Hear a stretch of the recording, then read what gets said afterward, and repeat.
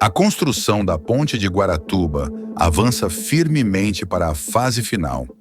As estruturas principais já estão erguidas, os vãos começam a se conectar e a nova ligação entre Matinhos e Guaratuba já muda a paisagem da Baía. Por décadas, o ferry boat garantiu a travessia e marcou a rotina de moradores, turistas e trabalhadores. Em dias de verão, chegava a transportar milhares de pessoas, sempre com histórias, filas e expectativas que fazem parte da memória coletiva da região.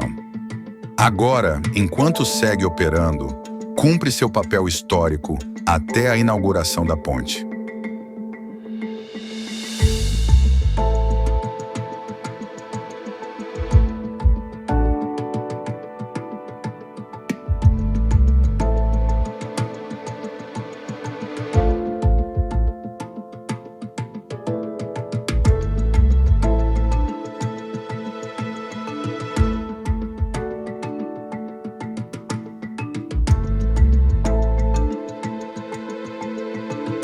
A obra também chamou a atenção do público.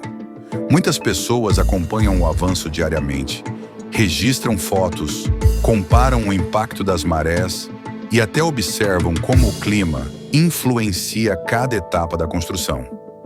Com mais de 80% do projeto executado, a ponte avança para sua conclusão e anuncia um novo capítulo para o litoral do Paraná.